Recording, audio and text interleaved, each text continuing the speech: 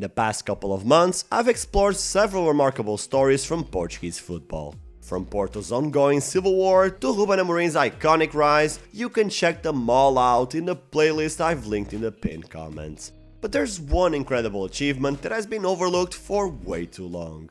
In 2010, Braga came incredibly close to winning the league. They led the table multiple times, defeated giants, and fought valiantly until the very last match day. It was the closest they've ever come to lifting that elusive title. So today, I'll dive deep into how they played, the stars who carried them, and the bittersweet fate that awaited that legendary squad.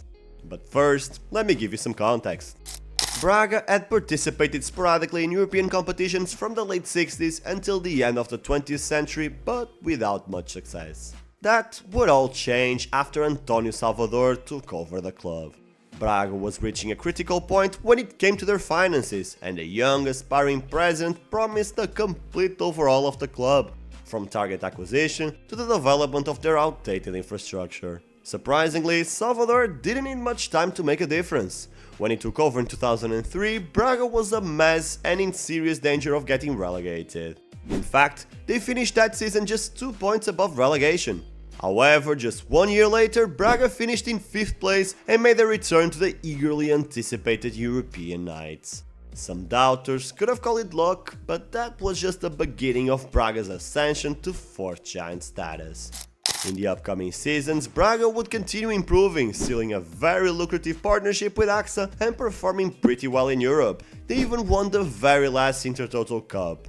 All in all, a weird competition that I've also covered in a past video. Still, going into the 2009-2010 season, Braga was by no means a title contender. Though Jorge Jesus laid some solid foundations in the 2008-09 season, the charismatic manager left the club to join Benfica. In his place came the inexperienced Domingos Paciência with some big shoes to fill and a very hard task at hand. Right from the get-go, Domingos had to deal with the departure of several key figures like César Peixoto, Luís Aguiar and Flechot. To make it worse, Braga was promptly eliminated by Elfsborg from the revamped Europa League, which obviously put a tremendous amount of pressure on the new manager. Things weren't looking good, and their tough calendar looked like a surefire recipe for an early sack. Braga had to face all 3 giants and their biggest rival Vitória in the first 10 match days, so if Domingos really wanted to prove his worth, he would have to go through a trial by fire. Surprisingly, in one of the most bizarre first matches in Portuguese league history, Braga was the only team to score a win, since every other club drew their opening fixture.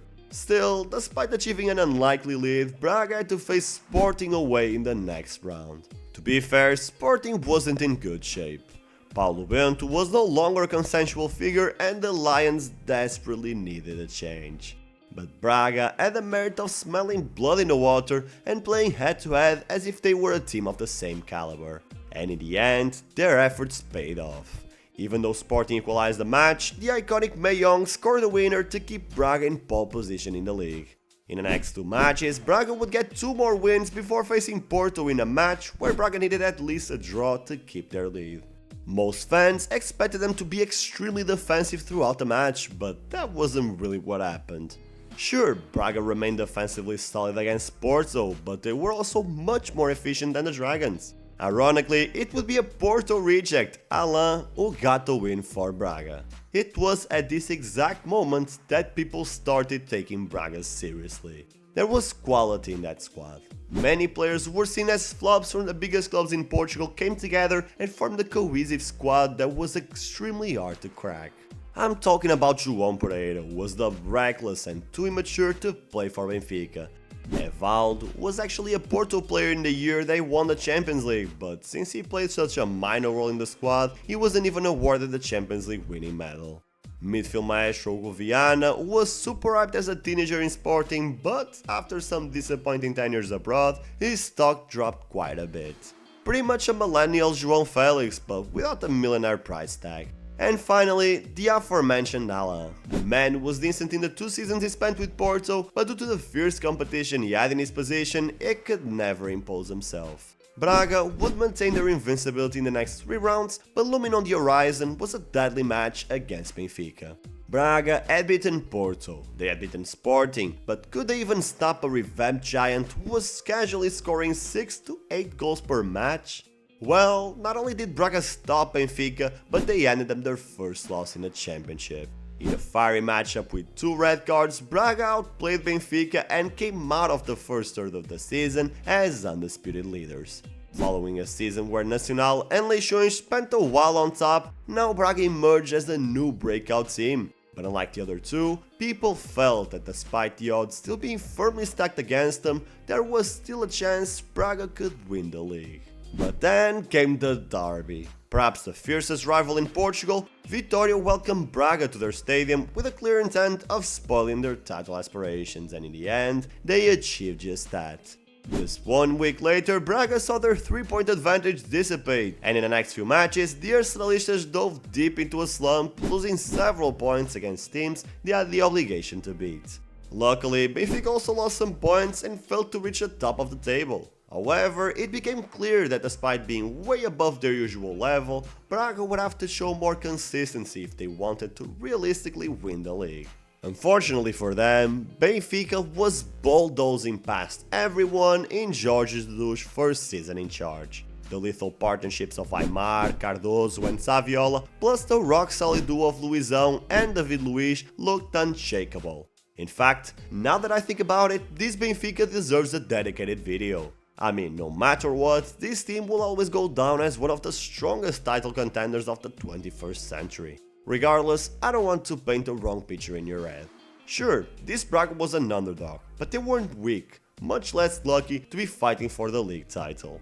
They had the best Portuguese keeper at the time in Eduardo, one of the best performing centre-backs in Alberto Rodrigues, and arguably the best midfield trio in the league.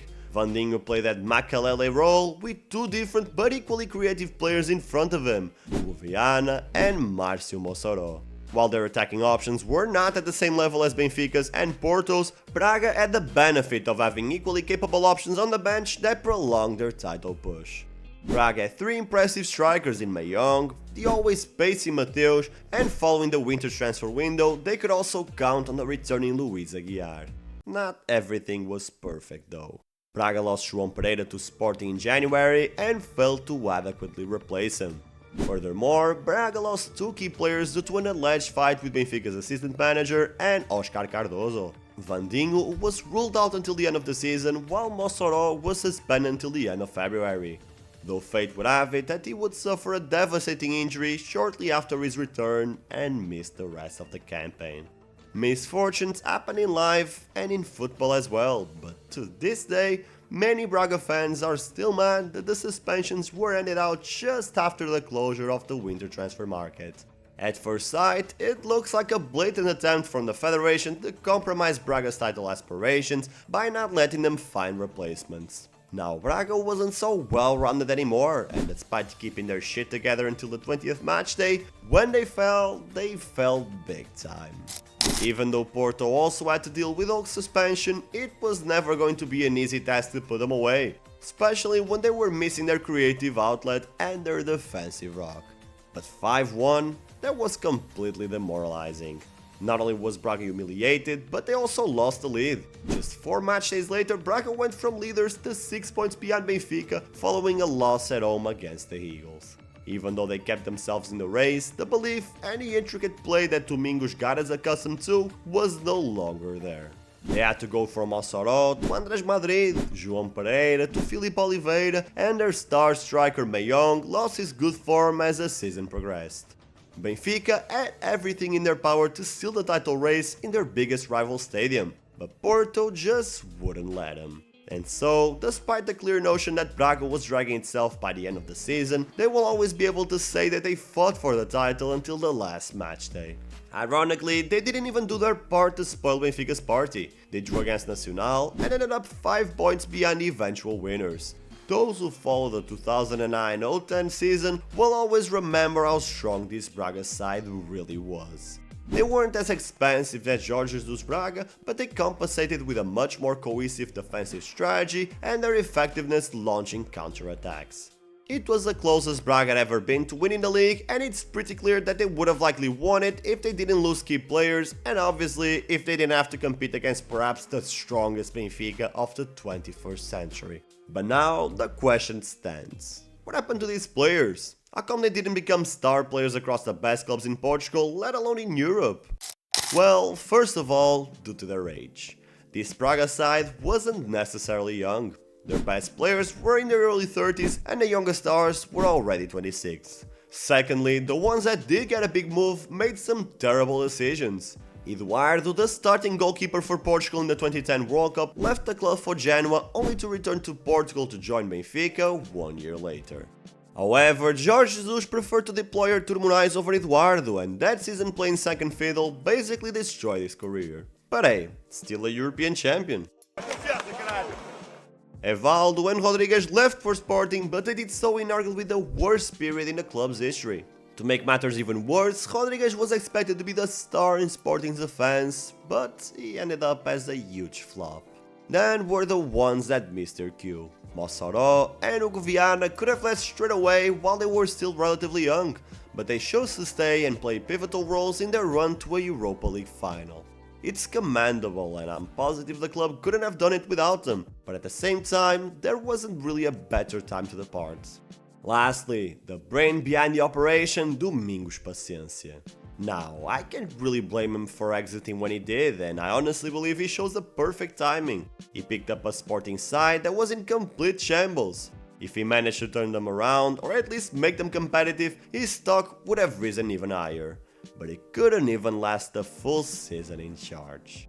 I'm not saying Sporting ruined his career. Instead, I believe his failure as a manager has more to do with the clubs he chose.